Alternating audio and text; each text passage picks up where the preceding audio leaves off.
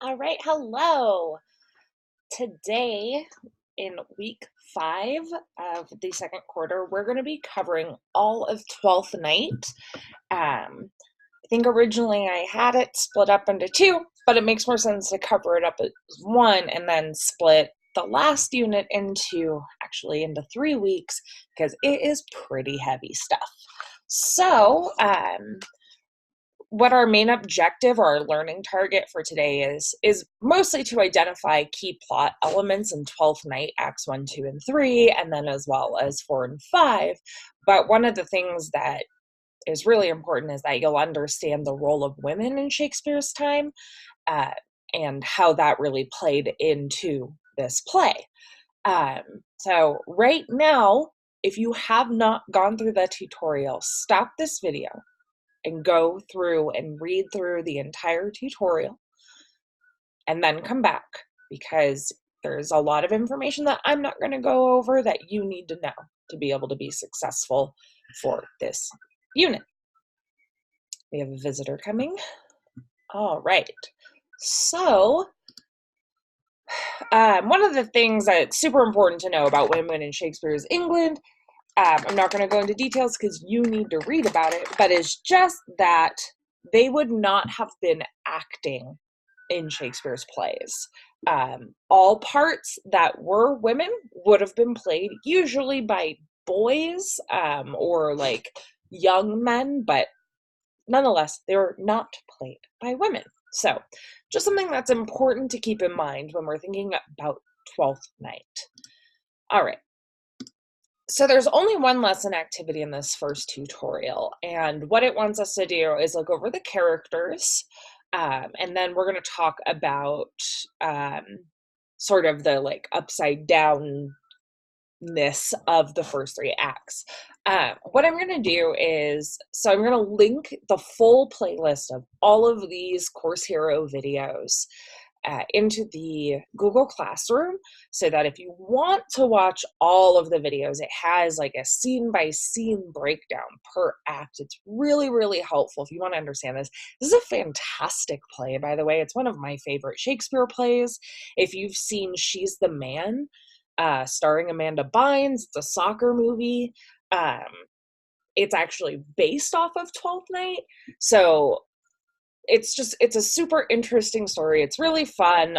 There's a lot of stuff that's going on in it. So I'm going to play just like the summary video, and then I'm also going to show you a characters one that will hopefully help you in being able to understand the characters and answer these questions. Sorry, she will not leave me alone. All right, so I'm going to go ahead and play the plot summary video that'll hopefully cover most of what we need to know, and then we'll also watch the characters video.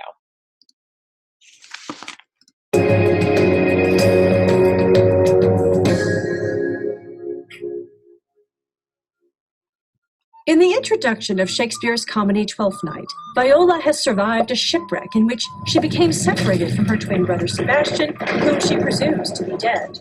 She has been washed ashore in Illyria, the kingdom of Orsino, Duke of Illyria. Orsino is melancholy because he is in love with Olivia and would like to propose marriage to her, but he can't make any progress. Olivia is in mourning for her dead brother and refuses to see any of Orsino's messengers. She has made a vow not to receive any visitors for 7 years, and she is not attracted to Orsino.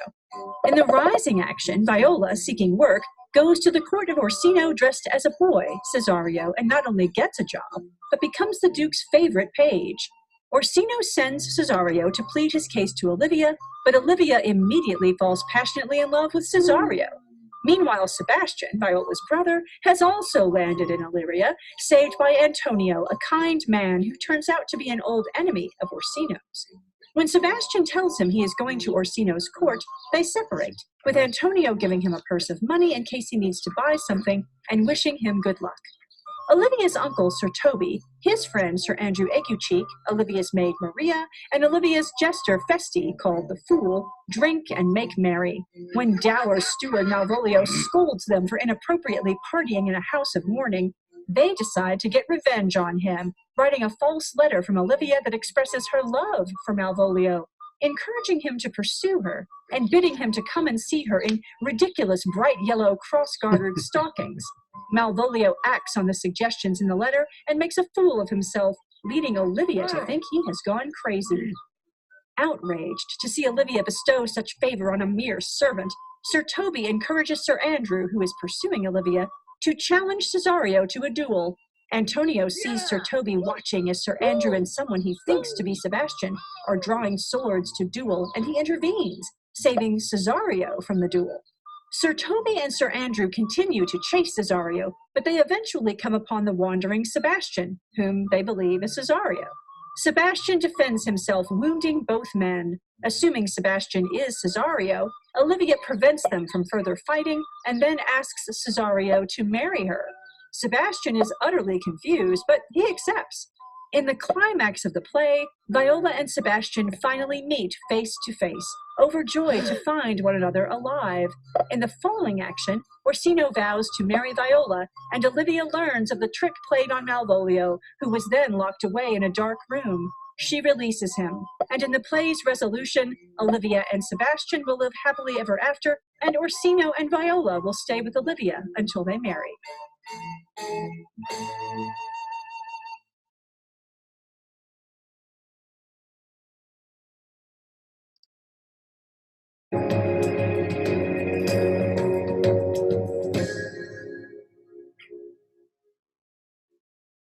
Four characters comprise William Shakespeare's complicated costumed comedy Twelfth Night: Viola, Orsino, Olivia, and Sebastian. Viola survives a shipwreck and believes her brother was killed in it. Grieving, she decides to pretend to be a boy and find employment with Orsino, the Duke of Illyria. Cross-dressing as Cesario, she becomes Orsino's favorite servant. In turn, she falls in love with the Duke. On his orders, she tries to woo Olivia for him, but she is so persuasive that Olivia falls in love with her, leading to many comical complications. Viola accidentally discovers that her brother Sebastian did not drown, and they are reunited. When Orsino learns Cesario is really Viola, he realizes he has loved her all along and asks her to marry him. Orsino, Duke of Illyria, suffers greatly from unrequited love. He has his heart set on winning Olivia, but she will not see him. He sends his new favorite servant, Cesario, to woo her for him. Orsino grows very fond of Cesario, but doesn't realize his servant is actually a woman, Viola. When Viola's true identity is revealed, Orsino understands he is in love with her, not Olivia. Olivia has suffered through the deaths of her father and brother, and she has vowed to remain in mourning for 7 years. In spite of that, she permits Orsino's new servant, Cesario, Viola, to plead Orsino's love to her. But Cesario is so compelling that Olivia falls in love with Cesario, not realizing he is really a woman. Olivia pursues Cesario throughout the play. When at one point Olivia invites him into her house and he gladly accepts, she does not realize she has really found Viola's brother, Sebastian. She asks Sebastian to marry her, and he agrees. She doesn't discover her husband is actually Sebastian, not Cesario, until a few hours after the wedding. Sebastian is Viola's brother, heartbroken because he believes his sister drowned in the shipwreck.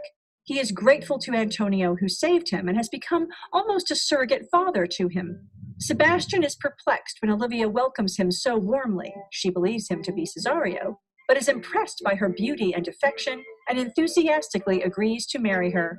He does not discover Viola is alive until after the wedding. All right.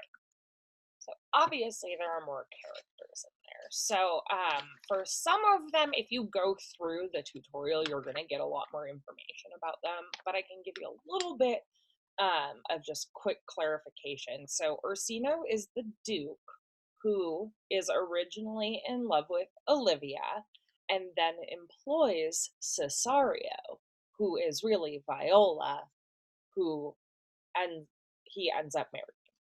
Olivia is in mourning because both of her father and her brother are dead. She's just a noble woman. She's just like a rich lady. She doesn't want to get with anybody, just like the video said, right? But Orsino is in love with her. She ends up falling in love with Cesario, who is really Viola, and then marries Sebastian because she thinks it's Cesario. Viola and Sebastian are twins. Viola is really the main character of the story, but their existence is sort of like the main thing. Antonio is the man that finds Sebastian and befriends him and takes care of him. Malvolio is one of Olivia's servants. He is in love with her, but because he is of a lower social class, he can't be with her. It would be a mockery, and that's really what the at the beginning with the plot summary video, where they talk about like them playing a trick on him. It's because they know of his affections for Olivia. His name, if you're familiar with like Spanish or Latin languages, Mal, he is meant to be the bad guy. His whole persona is about the fact that he's sort of the worst. Maria is Olivia's like handmaid. She's cleans up after her and takes care of her and whatever. Sir Toby Belch and Sir Andrew Aguecheek are they're knights. I think it's Sir Toby Belch is Olivia's uncle. I'd have to double check off the top of my head because I think it's Sir Andrew Aguecheek who is trying to court Olivia. It's a whole thing. Festi is the fool. He's just a clown, and I can't remember who the last three of these are because it's been a little bit since I've like read the play, but you'll get the information that you need from going through the tutorial, or by watching the playlist of all the videos. I would show it, but it would take all of class. You can definitely watch it on your own. I would highly recommend it. It's very helpful. All right, so next, when we are looking at part B, so the title 12th Night is a reference to the Feast of the Epiphany, celebrated 12 days after Christmas. It was an occasion on which people indulged in revelry and merrymaking, and the social order was turned upside down. Servants dressed as masters, men dressed as women, and so on. So just in like 3 paragraphs, like just an introduction, a body, sort of a conclusion type of thing. It doesn't have to be a whole lot, but basically you're just trying to explain how things are turned upside down. So realistically, like the main thing that you would focus on, especially for the first 3 acts, because you don't really deal with the Sebastian showing up and confusing things more until the next tutorial set that we have for 4 and 5. But just the fact that Viola, who is an upper class lady, is dressing up as a servant and as a man is like a really big deal, especially for this period. And so that's really what you should be focusing on. You will get information from this by really looking into both this Women in Shakespeare's England part and reading Twelfth Night. I can't stress how important it is to go through the tutorials because it'll really help you with your answers. And you're really learning important, valuable skills that if you are planning to go to community college or to university, you're really going to need to know. So, but you're just sort of thinking about that idea. And really focusing on Viola will help you a lot with this particular aspect of it. So that more or less covers what we needed to cover in terms of the major plot points and stuff that's going on for 1, 2, and 3. Let's close this. Okay, that one I want to say deals here. Okay, so in this one, we're looking a little bit more at conflict and some of the main themes that come up in 4 and 5 for our learning target. So we're a little bit more with character development because we're seeing a little bit more of what's happening, especially with the questions. And then we're also going to have a learning target sort of focused on like paying attention to the conflict in scenes 4 and 5. So if you haven't gone through this tutorial, stop, pause the video right now, and go through the tutorial. It's really important, especially because we're dealing with 2 different ones here, and there's just some information that you're going to need to have read through the tutorial to get a little bit better understanding for. All right. I'm just trying to think of where I had. Oh, this video actually, hold on, before we move to that, this video is meant to help with the sort of the like stuff about Viola being Cesario. It's just another way to explain it because I know it can get really confusing when we're talking about all these characters. So I'm going to play this pretty short video real fast. It's really mostly focused on Viola. Again, she's the main character, so it sort of makes sense. We speak student! 12th night, Allah Shmut. You've just been shipwrecked on an island. You've got a few options. You could anthropomorphize and befriend a volleyball. You could go searching for polar bears or smoke monsters. Or you could always dress in drag and do the hula. That's always a fun one. In Shakespeare's play, Twelfth Night, his last option is the one chosen by Viola, who has been shipwrecked on the island of Illyria. Well, almost. She puts on a man's clothes and calls herself Cesario. She never actually does the hula, though. We just made that up. So why did Shakespeare think that it wasn't such a drag for one of his characters to go drag? What point was he trying to get across with all this cross-dressing? Well, when Viola entered the service of Duke Orsino, disguised as Cesario, she ended up spending a lot of time talking with the Duke. Maybe Shakespeare has Viola pretend to be a man because that sets the drama of Orsino's story in motion. See, not only does Viola fall in love with the Duke, but he unwittingly has his good buddy Cesario go to a young lady named Olivia to profess love on his behalf. Olivia promptly falls head over heels for Cesario, who of course is actually a girl. But maybe it wasn't so much about the demands of the story. Was Shakespeare simply interested in the gender dynamics of the Elizabethan age? During his time, women didn't act in theater. Instead, the character of Viola would have been played by a boy playing a girl who's pretending to be a boy. Wrap your head around that one, Tootsie. It could be that Shakespeare just wanted to explore the idea of gender as a fluid part of our identity, rather than as a set of rules imposed on us by society. After all, Viola doesn't pretend to be Cesario forever. Ultimately, her twin brother, Sebastian, marries Olivia after Olivia mistakes him for Cesario. This forces Cesario to reveal that he is, in fact, a chick named Viola. Now that Olivia is no longer in the picture, Duke Orsino decides to marry his former best friend. So what was Billy Shake's main reason for writing this transgender bender? Did he set out to use cross-dressing as a dramatic tool? Did he want to provide us with a window into Elizabethan gender dynamics? Or was he making a statement about love?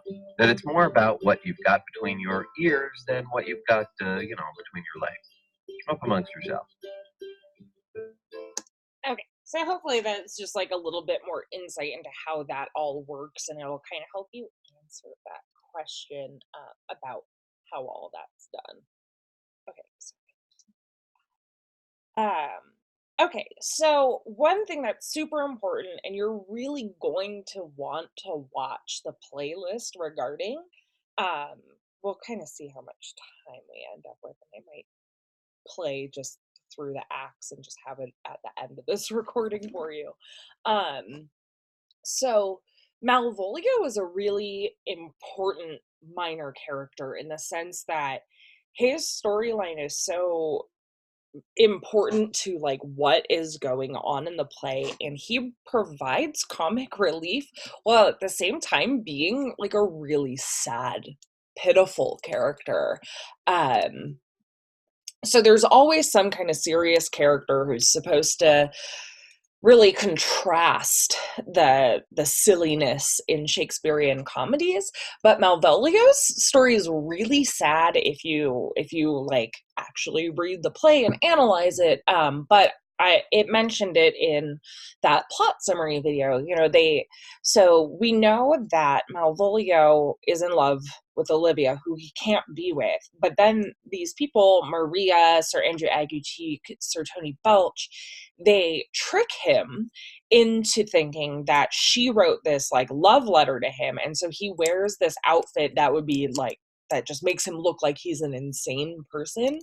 And so they end up like locking him up in a dungeon because they think he's crazy. And then at the end, everybody's happy, but he doesn't really get any sort of resolution. Like they let him out and then they're just like, oh, ha ha ha, sorry. And that's like it. Another important thing about Malvolio is they bring it up in that first plot summary video, is he comes in and he's like, you shouldn't be having fun because people are mourning. He is meant to represent Puritans in Elizabethan England. So if you think about the Puritans that left England, came to America, all of that hoopla, it was because they had very specific ideas of how people should act and behave. So they were a very strict religious sect, and Shakespeare's basically making fun of that through using Malvolio as this example of a lousy dude. So to really understand what happens to him, I can't stress enough how important that playlist of all the that goes through acts, all of the scenes and all of the acts is, and it would help you understand that. But ultimately, what you need to do once you understand like what happens to him, I'm sure you could also just look like what happens to Malvolio in 12th Night and find more info. But I think understanding the play will actually be fun for you, says the English teacher. But then you're asked to take a stance on the following questions about Malvolio. So there's 2 questions, and this is all you're actually answering, are these 2 questions, but you need to understand Malvolio to answer them. So, does Malvolio's fate at the end of the play seem fair? Is it fair what happens to him? And I can't answer that for you because that's an opinion. Like, do you think it's fair that about what happens to him at the end? Why do you think Shakespeare included him in the play at all? So these are both opinions. Please answer in complete sentences, but you're not being asked to write like a couple of sentences to answer each question. So you're not just stating like, no, I do not think it seems fair. You need to explain why. And then you also need to explain why you think Shakespeare included him in the play. It's important to be able to take a stance on something like that. All right. And then it's also going to be really important for you to go through the playlist to answer these, especially when we're looking at these particular scenes. So what you're going to want to do is find what who is in disguise and who mistakes whom for whom. It'll make sense, like, with the playlist. And then again, this is important. It really goes with question 2 though, because it's just asking to pick a scene in the play that you feel is important for mistaken identity. You're asked to look at several of these examples, so you can just pick one of those to answer question 3 and then just explain why. All right. Real fast, I'm going to plow through this unit activity. It's the exact same thing that you did for Unit 3. You need to go to YouTube and put 12th Night Act 2 Scene 5. You can just copy and paste these words and put them into the Google machine. And then you need to find 2 different versions of it. It needs to be video. And then you put the 2 links in here. I need to be able to visit them. They have to work. I check. And then you do similarities and differences, and then you describe them in an essay. That's all you're doing. It's just really important that you get the same act in the same scene, the one that you're being asked, Act 2, Scene 5 from 12th Night, and that both of the links work. All right. So I'm going to go ahead and just start playing this. Let me pull up the correct window. I'm going to go ahead and just start playing the playlist. That way we're just in a good spot with it. We can take care of it. You can watch it and be ready to go.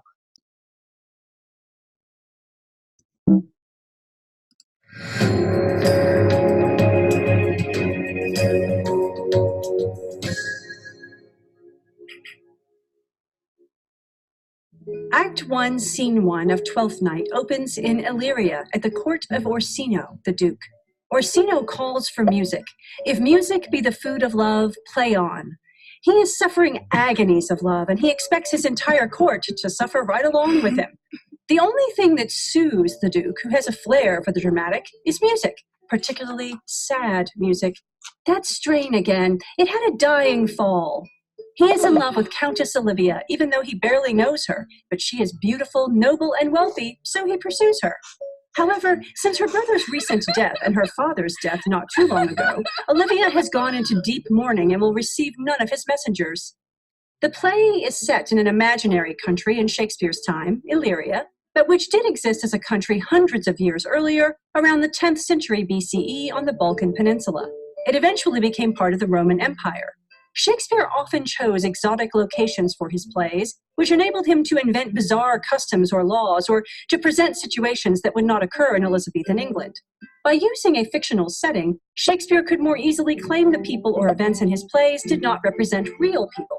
For example, he could insist Orsino did not represent a particular duke. Orsino suffers tremendously from unrequited love for Olivia, a woman he has scarcely ever seen. Orsino speaks in blank verse, which is unrhymed iambic pentameter, so each line is made up of 10 syllables, usually 5 stressed alternating with 5 unstressed syllables, but without rhyme. Shakespeare regularly used blank verse for the speech of his noble or higher status characters. In Twelfth Night, blank verse is also often used when talking about love. And Orsino is not the only character with a dramatic, some would say over-dramatic, reaction to the events in his life. For instance, after her brother's death, Olivia vows she will remain in mourning, veiled and hidden from the element itself, the sky, for 7 years. By today's standards, many Shakespearean plays appear almost soap opera-like in terms of dramatic reactions and effects. Twelfth Night is no exception. However, Shakespeare is establishing the play as a comedy, so characters have exaggerated reactions to relatively normal events, such as unrequited love or a sibling's death. People generally survive unrequited love, and while a sibling's death is painful and tragic, 7 years of deep mourning and isolation seems a tad extreme.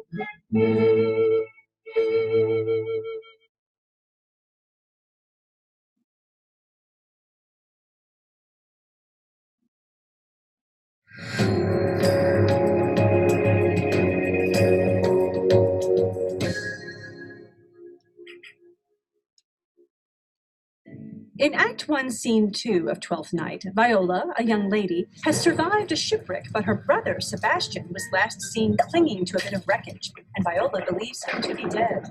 The captain who saved her talks with her about this land, Illyria, where they have landed. She longs to work for the Countess Olivia, who is also mourning a brother, but the captain tells her that Olivia won't see anyone. Instead, Viola decides to disguise herself as a boy, Cesario, and get a job as a page to Orsino. She asks the captain for help. Conceal me what I am, and be my aid, for such disguise as haply shall become the form of my intent.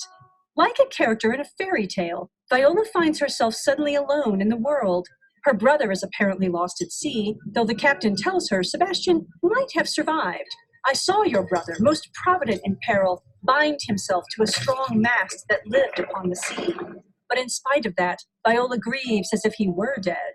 Viola's conversation with the captain provides additional details. Apparently, Olivia has lost both her father and her brother within the last year, which makes her deep mourning a little easier to understand, although 7 years is still excessive. When the captain mentions Orsino, Viola says she heard her father speak of him, remembering he was a bachelor then. It is possible Viola's father had mentioned Orsino to her as a potential suitor, but on the other hand, Viola may have hoped that if Orsino were married, she could obtain a place working for his wife. So it is, Viola decides to pretend to be a boy, a common device in Shakespearean comedies. Women were barred from performing on stage in Shakespeare's era, so plays were performed solely by male actors, with young boys typically taking the roles of females. So the actor playing Viola would have been a boy pretending to be a girl who is pretending to be a boy. Within the story, however, Viola's decision makes sense for 2 reasons. On a practical level, it allows her to get a job as a page and support herself, as a woman would have very limited options in an all-male court such as Orsino's. On an emotional level, Viola's turning herself into Cesario, a counterpart of Sebastian, who, as we learn later, is her twin, allows her to keep his memory alive and grieve for him while still protecting herself.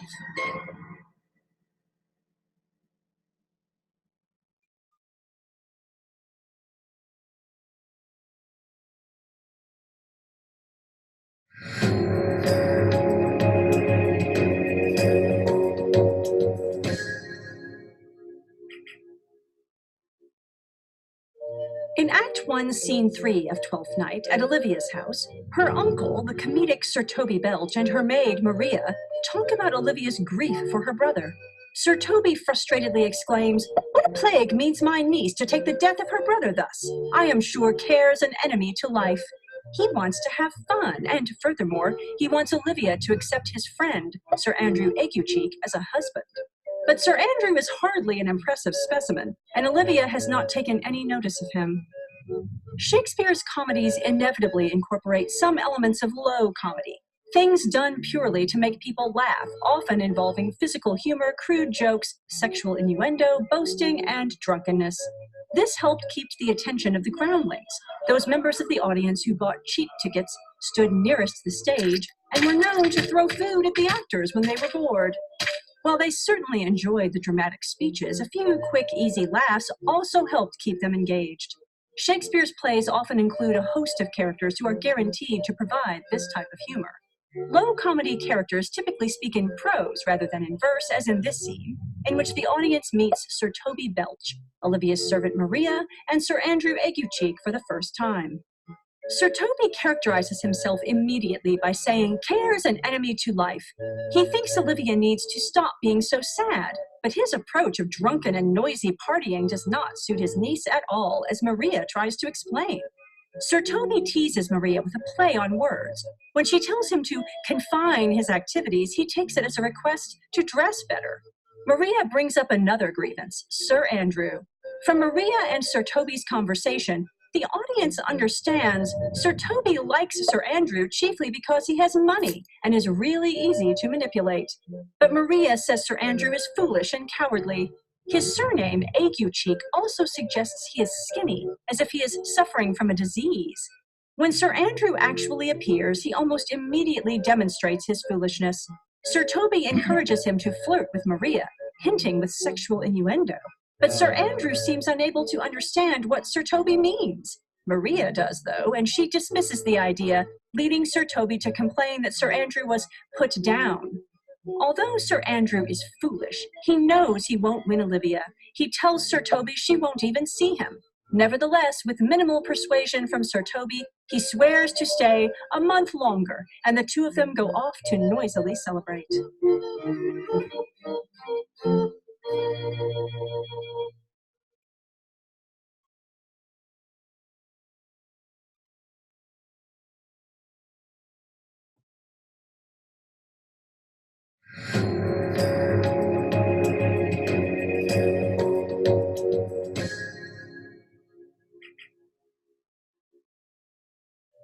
In Act 1, Scene 4 of Twelfth Night, 3 days have passed, and Viola, disguised as a boy named Cesario, is Orsino's new favorite servant in his house.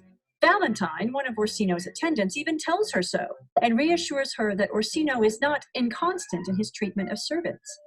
Orsino commands Cesario to go to Olivia and wait outside her gate until she receives his message. He thinks Cesario might be able to gain admittance to see Olivia and woo her effectively, because he is so young and, go figure, looks almost like a girl. He says, "For they shall yet belie thy happy years that say thou art a man."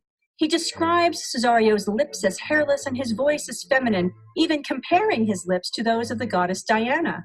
Viola agrees to go see Olivia, but does so reluctantly, because she has fallen in love with Orsino herself. Amazingly, Act 1, Scene 4 shows Viola as Orsino's favorite servant after only 3 days at his court. Maybe Orsino is easily swayed by a new face. Viola must have been a particularly effective servant in those 3 days for Orsino to be so determined to send her to speak to Olivia. Why is Orsino so desperate to have Olivia?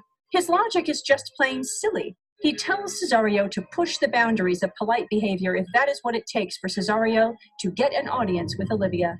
Olivia seems to symbolize idealized womanhood to Orsino, who is determined to conquer her. Many marriages in Elizabethan England were more practical than romantic, particularly for titled individuals. But Orsino is not seeking Olivia's lands or titles. After all, he is the ruler of Illyria, and she is only a countess. Orsino's conversation focuses solely on the lady's personal qualities, and he is determined to have her, at great emotional cost to Viola, who has already fallen in love with Orsino and wishes she could marry him. At the end of the scene, Orsino suggests Cesario will be more effective in wooing Olivia because of his youth. Orsino seems to be attracted to his male servant, though he is clearly interested in women, yet it never occurs to him that Cesario might be a woman. Shakespeare's use of language in Twelfth Night shows the audience that Orsino and Viola are meant to be together. Orsino and Viola both speak in blank verse, unrhymed iambic pentameter, or alternately stressed 10-syllable lines, because they are noble characters.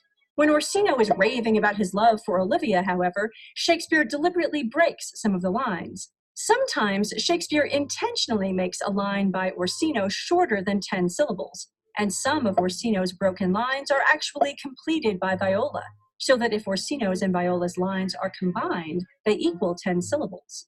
This relationship between Orsino and Viola's lines is suggestive of the culmination of their romance by the end of the play. In other words, they are meant for each other because they literally complete each other's thoughts.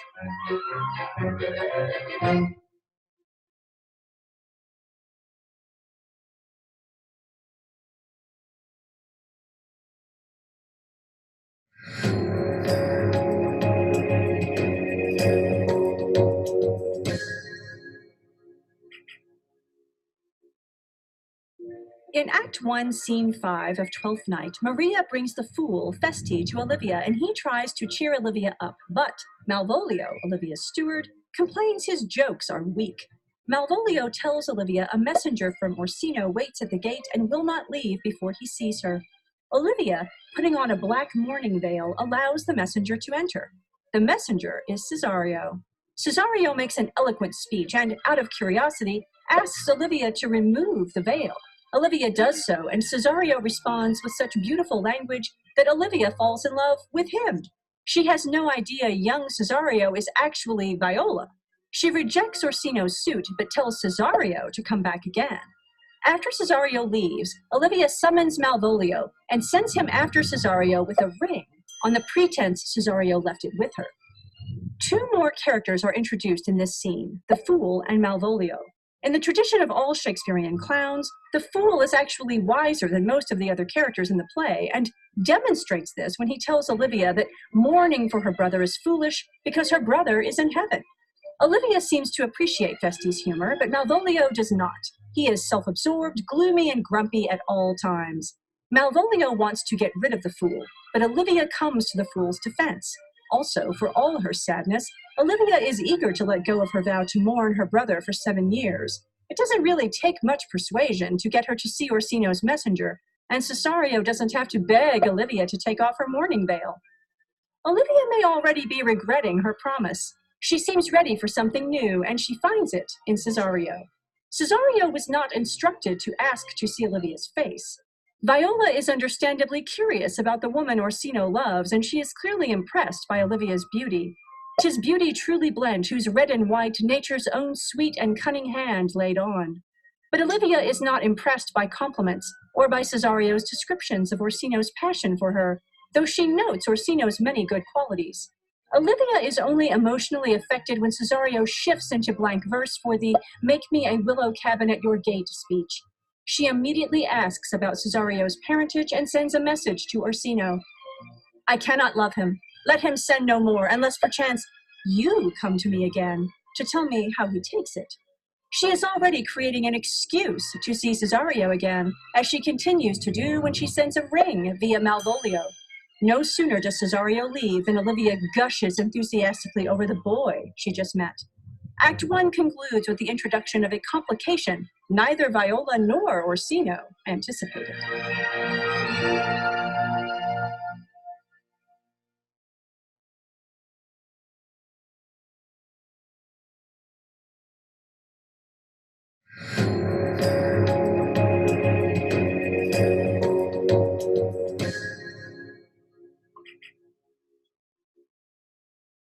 In Act 2, Scene 1 of Twelfth Night, Sebastian, Viola's shipwrecked brother, arrives in Illyria with the help of Antonio.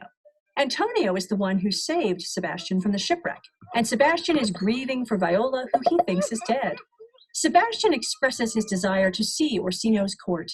Like his sister, he may remember his father speaking of Orsino in the past. He exits, setting out to Orsino's court. Antonio wants to continue helping him because he adores him, even though Antonio is in danger in Illyria because he has enemies at Orsino's court.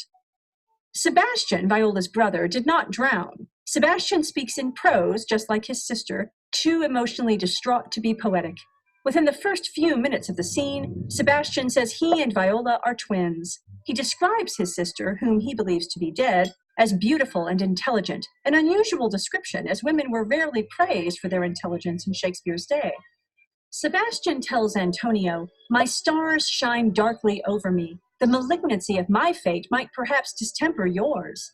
Luckily, Antonio found him, and what's more, Antonio repeatedly expresses his love for Sebastian, almost as if he views him as a surrogate son. After all, Antonio is older, a peer of Orsino's, possibly even a peer of Sebastian and Viola's father, so he may feel a certain obligation to look after an unfortunate young man in a strange environment.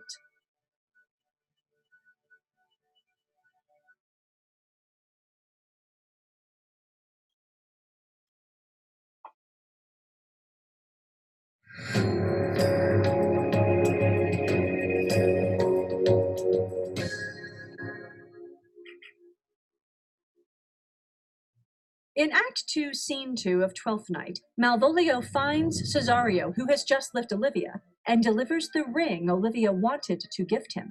Cesario tries to reject the ring, but Malvolio insists on his taking it. After he leaves, Viola realizes Olivia sent her the ring as a gift because Olivia is in love with her, or rather, her disguise. Viola feels sorry for Olivia because Olivia's love for her is as impossible as Viola's love for Orsino. In the previous scene, the audience learned Viola's father is dead, so she is fatherless and brotherless, or so she thinks, just like Olivia. She knows Olivia is defying social custom by sending a ring to a servant. Along with delivering the ring, Malvolio repeats Olivia's message. Orsino should not send anyone back to speak to Olivia unless it is Cesario. If Viola missed the implications of Olivia's earlier overtures, she certainly can't misunderstand now. As she says once she is alone on stage, "I am the man." Viola is sympathetic to Olivia for another reason, too. Like Olivia, she loves someone who does not love her back.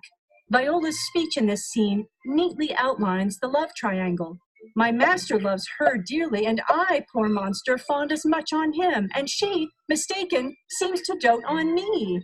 Viola says she has no idea how this situation came about or how it will ultimately work out, and neither does the audience. But the audience does know about another complication, the presence of Sebastian.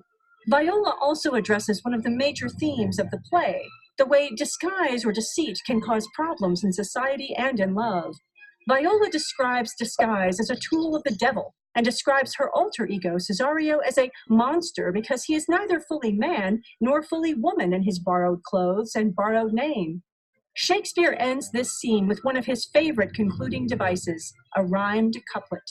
Shakespeare wrote more than 150 sonnets, all of which ended with a rhymed couplet or a pair of rhyming lines. He used the couplet to emphasize the main idea or theme of the sonnet, as well as to wrap it up in a neat conclusion. In the same way, a couplet can cleanly indicate the end of a scene, as it does here, when Viola says, "O time, thou must untangle this, not I. It is too hard a knot for me to untie."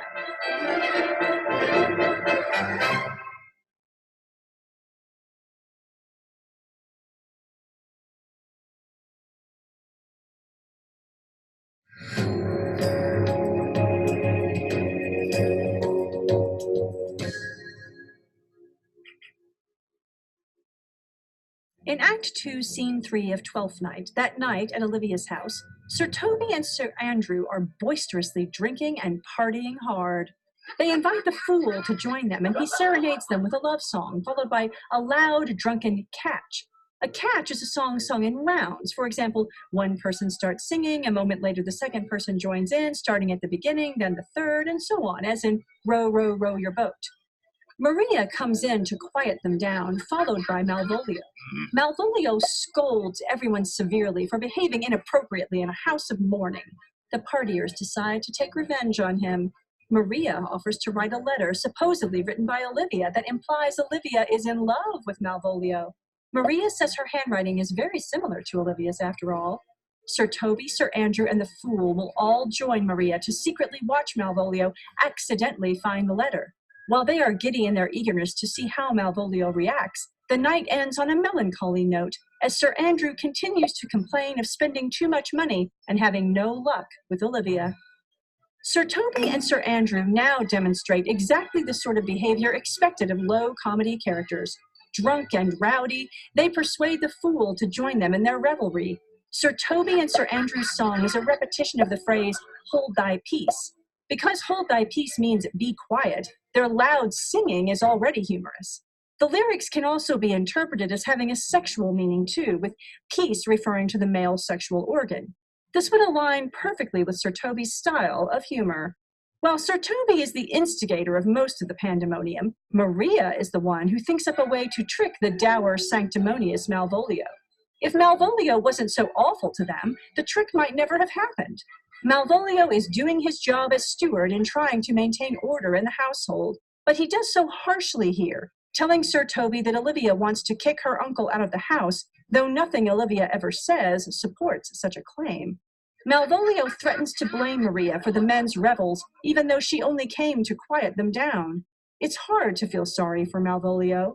In spite of the scene's chaos, there is a melancholy tinge to it as well.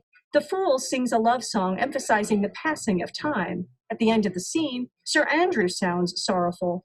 Sir Toby tries to cheer him up, saying Maria adores him, but Sir Andrew responds with, "I was adored once too." He also complains about running out of money, but Sir Toby assures him that Olivia will marry him and he'll be rich. He is a foolish character, and audience members can probably guess that he'll get what he deserves.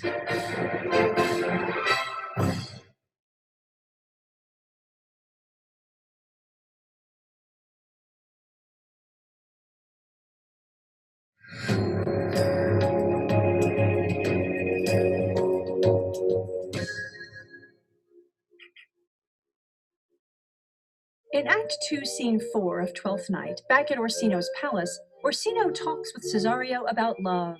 Viola's response makes him realize Cesario has also been in love, and Orsino asks about the object of his affection. Viola, choosing her words carefully, describes the object of her love as someone very much like Orsino. Orsino objects because he believes a man should choose a younger woman. The two of them listen together to a song sung by Olivia's Fool, who has come for a visit at Orsino's. After the song, Orsino tries to send Cesario to see Olivia again, but Viola doesn't want to go and tries to point out that Olivia definitely does not love Orsino. But stubborn Orsino will not listen, so Viola attempts to tell him a story. "My father had a daughter loved a man, as it might be, perhaps, were I a woman, I should, your lordship." Orsino becomes interested in the story. He asks, "But died thy sister of her love, my boy?" Viola responds, "I am all the daughters of my father's house," effectively telling him who she is. But Orsino does not catch on. She continues quickly, "And all the brothers too, and yet I know not." Anxious to change the subject, Viola finally agrees to go back to talk to Olivia again. Although Orsino still believes Cesario is a boy, Shakespeare depicts this as a kind of love scene between Orsino and Viola. He reinforces the idea through his handling of blank verse. The two of them complete each other's broken lines, once again suggesting in auditory and visual fashion that they belong together. Orsino doesn't realize Cesario is a woman, but he picks up on the page's tone quickly enough and recognizes that Cesario, too, is in love.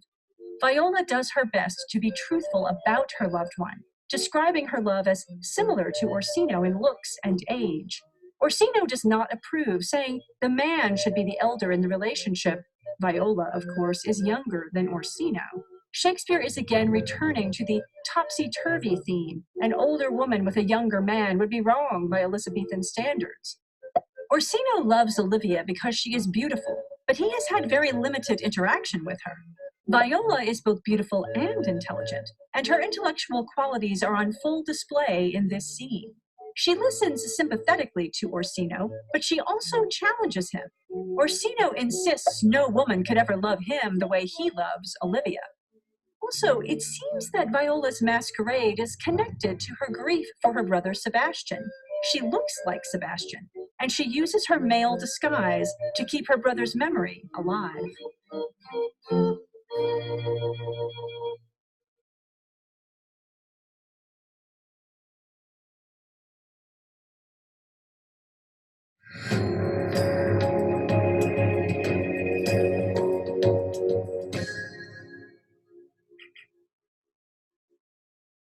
In Act 2, Scene 5 of Twelfth Night, Sir Toby, Maria, and Sir Andrew are all ready to play their trick on Malvolio.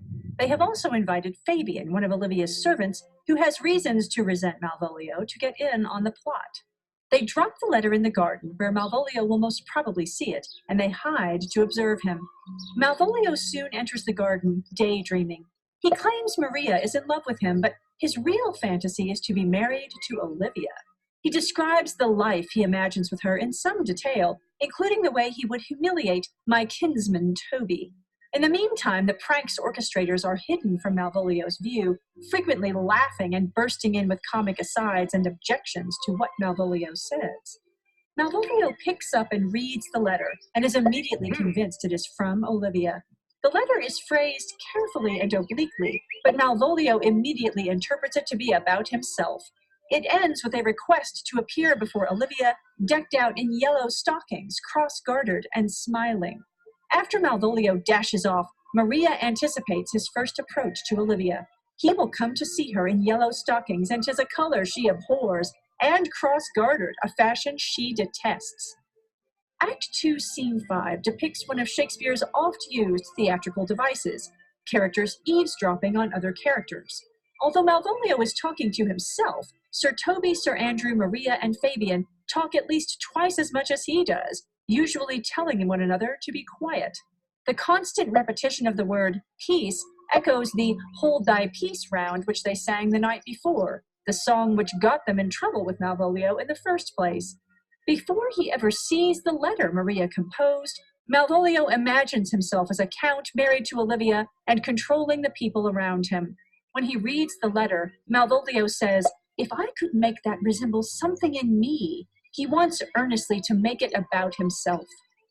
Maria wants to embarrass Malvolio, but not to the extent of leaving him with any permanent damage. She asks him to dress in an inappropriate way, bright yellow stockings, cross-gartered, for someone of his age and social position. Men in Shakespeare's time wore hose, a cross between long socks and tights, cross-gartered or crossed and tied at the knee. Some experts have suggested cross-gartering was old-fashioned even by the time of Twelfth Night, while others speculate that it might have been the latest fashion for dashing young gentlemen. In either case, a steward would be expected to dress simply in dark colors. Bright yellow stockings in a flashy or outmoded style would have been wildly inappropriate to Malvolio's social station. Even worse for Malvolio, the letter asks him to smile. For an extremely somber man, a smile would be sure to look false and strange. Olivia may laugh at him, which would hurt his pride, a reasonable revenge after the way he threatened to tattle on the tricksters.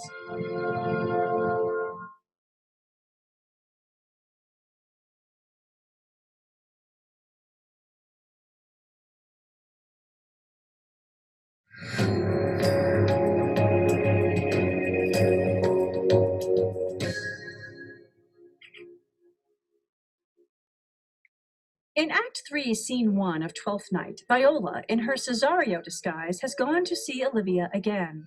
She is greeted by the fool, Sir Toby, and Sir Andrew. Viola has an entertaining conversation with the fool in which they trade witticisms and play with the meanings of words to comic effect.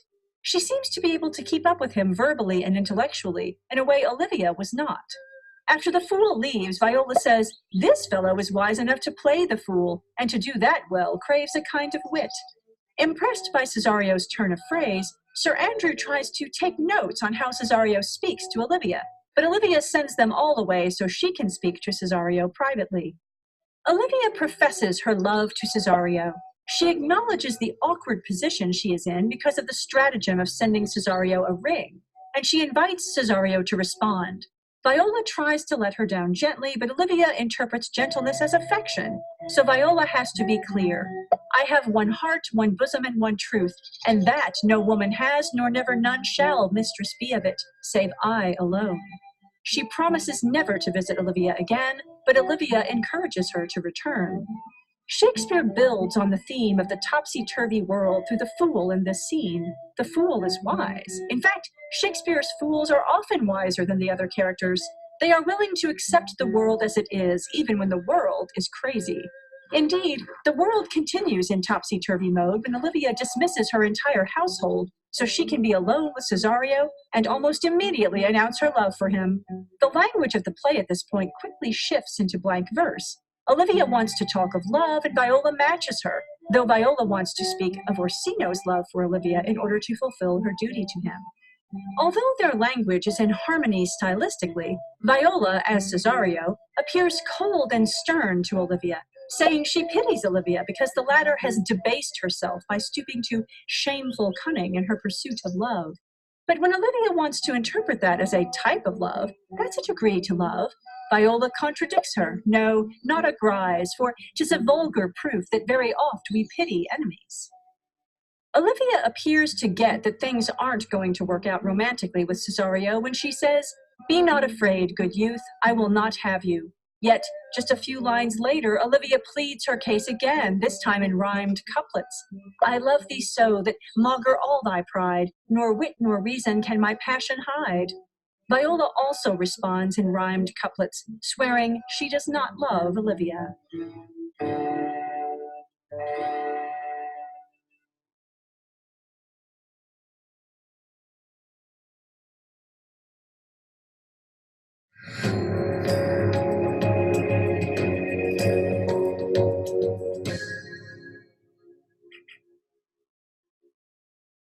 In Act 3, Scene 2 of Twelfth Night, Sir Andrew complains to Sir Toby and Fabian that he is disillusioned about his chances with Olivia. "Marry, I saw your niece do more favors to the Count's serving man than ever she bestowed upon me." He's ready to throw in the towel on his courtship of her, but Sir Toby assures him Olivia did this on purpose to make Sir Andrew jealous, and he convinces Sir Andrew to write a letter to Cesario in a martial hand, challenging him to a duel. Sir Andrew sets off to do so, but Sir Toby says Sir Andrew is not brave enough to fight a challenge, and he doubts whether Cesario is either. Maria tells them Malvolio is dressed in cross-gartered yellow stockings and grinning from ear to ear as he goes to see Olivia. They all race off to watch how their trick on him ultimately plays out. Sir Andrew is one of the saddest characters in Twelfth Night. In the previous scene, he is making mental notes of the words Cesario uses in speaking with Olivia, as if he can make Olivia love him simply by using the correct words. In the present scene, he is understandably dismayed when the woman he wants to marry is more gracious and affectionate to a servant than to a knight such as himself. Yet he continues to demonstrate how easily he can be manipulated. It takes Sir Toby very little effort to convince Sir Andrew that Olivia wanted to make him jealous. Sir Toby addresses Sir Andrew in affectionate terms, but once Sir Andrew has left, he bluntly confides to Fabian that he has gotten money from Sir Andrew, which is the real reason for his affection. Sir Toby is an instigator. He encourages Sir Andrew to challenge Cesario to a duel, and he will later be the one to make Malvolio's humiliation even more painful for him. Sir Toby does not seem to care about the people he tricks. In the Elizabethan era, duels regularly ended in death, but Sir Toby is confident Sir Andrew doesn't have the courage to actually fight a duel. Fabian agrees with Sir Toby's assessment of both Sir Andrew's cowardice and Cesario's courage. Maria's appearance at the end of the scene reminds the audience of the great fun they'll have in seeing Malvolio looking ridiculous and being humiliated in front of Olivia. His pathetic attempt to ingratiate himself with Olivia is already irritating to Maria, who laments, "I can hardly forbear hurling things at him. I know my lady will strike him. If she do, he'll smile and take it for a great favor."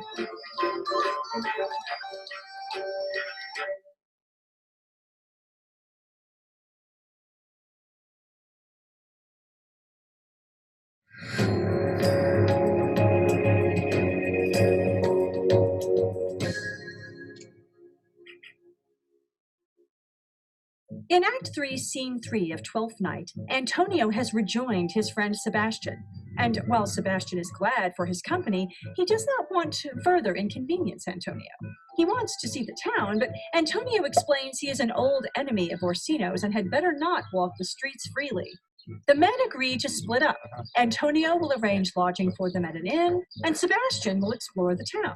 Antonio offers Sebastian his money purse, so Sebastian can buy what he likes, and they agree to meet at the inn in an hour. Sebastian regrets needing so much assistance. Antonio, on the other hand, has followed Sebastian simply to make sure he is all right. In a play where the major characters are all parentless, Antonio is one of the few characters who gives without expecting recompense, exhibiting the kind of unconditional love a parent is expected to give a child. And like a parent with a child, Antonio offers Sebastian some money so he can pick up a toy if he sees something he likes. Antonio has a lot of trust in Sebastian.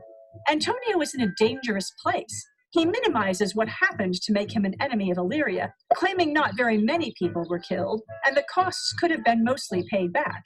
Yet, he still obviously believes himself to be at risk of arrest.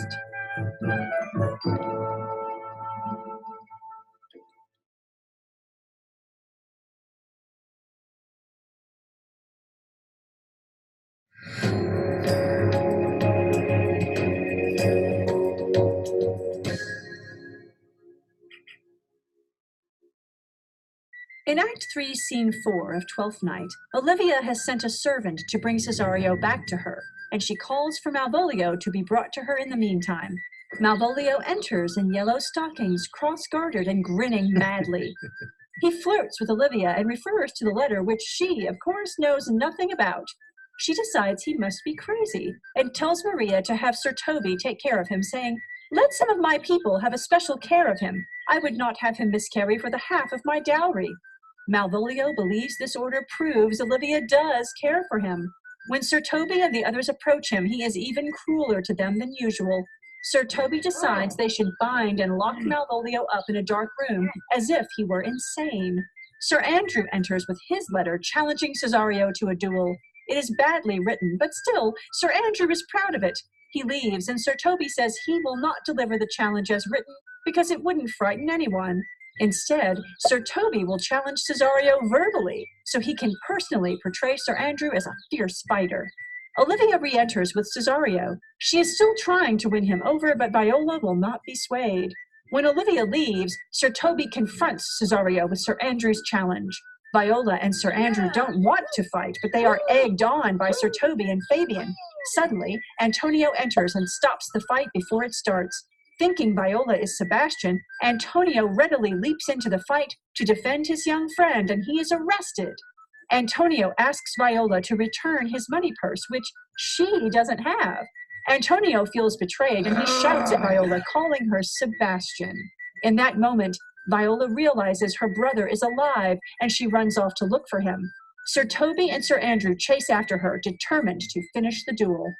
In this scene, Olivia nervously contemplates ways to win Cesario's heart, including feasts and gifts. This sounds more like appeasing a spoiled child than wooing a lover. Malvolio is another person who wants to maintain control, but with disastrous consequences. The letter he found suggested Olivia's fondness for smiles and silly, gaudy stockings. But when the transformed Malvolio greets Olivia, he makes it so much worse. When he calls Olivia sweet lady and sweetheart, Olivia thinks he's unwell and suggests he go to bed. He interprets her remark as an amorous invitation. Also, the duel between Sir Andrew and Cesario allows Shakespeare to gently poke fun at chivalrous behavior. Shakespeare's language makes his opinion about the lack of nobility of the people involved in the duel clear, because Sir Toby and Sir Andrew almost always speak in prose rather than in verse.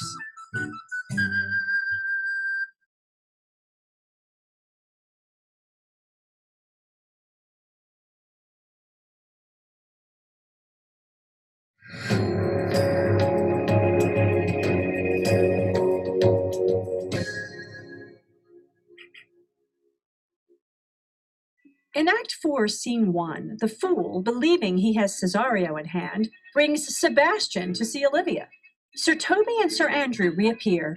Sir Andrew, at Sir Toby's urging, slaps Sebastian, challenging him to fight. Unlike his sister Viola, Sebastian is more than ready to fight, and he eagerly takes on Sir Andrew and Sir Toby. But before anything too serious goes down, Olivia arrives and intervenes.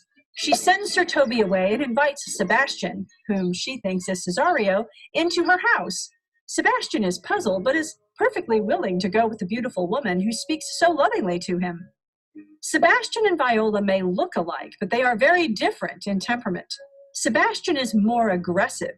Viola pleaded with Sir Andrew not to fight, while Sebastian jumps right in to fight both Sir Andrew and Sir Toby.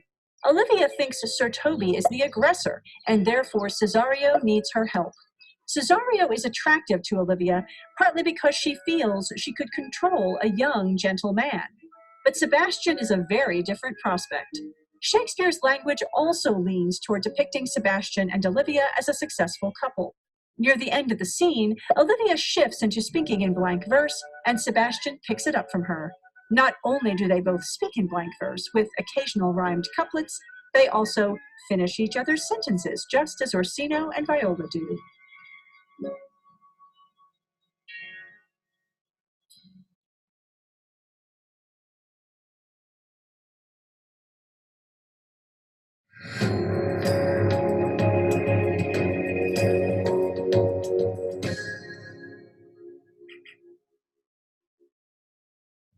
In Act 4, Scene 2 of Twelfth Night, Maria asks the fool to dress as the hermit Sir Topas and speak with Malvolio, who is locked up because he is supposedly mad. Disguised as Sir Topas, the fool toys with Malvolio, asking him nonsense questions and claiming his answers show insanity or even demonic possession. Then the fool visits Malvolio as himself and comforts him with a song, offering to help him out. Sir Toby says, "I am now so far in offense with my niece that I cannot pursue with any safety this sport." The fool agrees to deliver a letter to Olivia from Malvolio, protesting his unjust imprisonment and asserting that Malvolio is in his right mind. The joke played on Malvolio has gone further than the tricksters intended. He is now locked up and has been declared insane, and Maria and the fool seem all too happy to drive him to an actual point of insanity. The fool suggests Malvolio should believe heretical and clearly illogical ideas, for example, that his grandmother's soul could reside in a bird. Sir Toby changes the tone. He says he can't afford to keep the joke going because he is in so much trouble with Olivia, evidently a reference to Olivia's scolding him when she sees him fighting with Sebastian, whom she still thinks is Cesario. The fool helps Malvolio write a letter of explanation to Olivia. Unfortunately, the letter will not be delivered immediately, so Malvolio will continue to languish in his prison.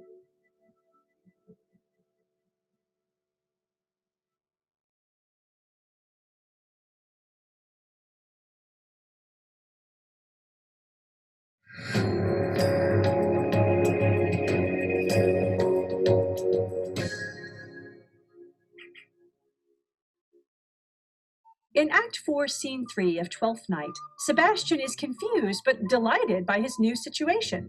He's not sure whether he is mad or Olivia is mad, but he accepts his good fortune.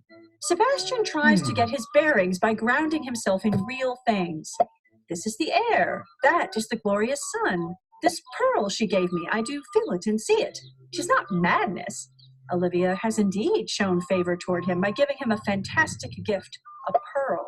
He has to remind himself that this is reality. He wishes he could find Antonio so he could ask him for his advice, reinforcing their father-son bond. Olivia appears with a priest. She asks Sebastian to marry her, and he agrees. Shakespeare develops the theme of madness through the situations of Malvolio and Sebastian. After a scene about Malvolio's sanity, the audience sees Sebastian wondering about his own and Olivia's sanity. Olivia proves her love madness by appearing with a priest and asking Sebastian, whom she thinks is Cesario, to marry her on the spot. This goes against all Elizabethan ideals of how marriage should be initiated, but Olivia is eager to go through with the ceremony before Cesario rejects her again. To drive home the misunderstanding-driven humor of the scenario, throughout this entire scene, Olivia never calls Sebastian Cesario. Olivia thinks she's marrying someone else, someone she doesn't actually know but has been pining for. Sebastian, on the other hand, is perfectly aware of what he is doing. But if a beautiful, noble, generous, and obviously wealthy young woman proposes marriage, many single young men would probably agree without a moment's hesitation, just as Sebastian does. He hardly knows the woman, but that's not about to stop him. Through it all, Shakespeare's language again shows Olivia and Sebastian are meant to be together. After an entire scene in blank verse, both Sebastian and Olivia end their lines with rhymed couplets. A rhymed couplet used at the end of a Shakespearean sonnet usually contains a powerful message to wrap up the poem. In this case, Sebastian's and Olivia's concluding couplets function almost as wedding vows, as their marriage ceremony occurs off stage.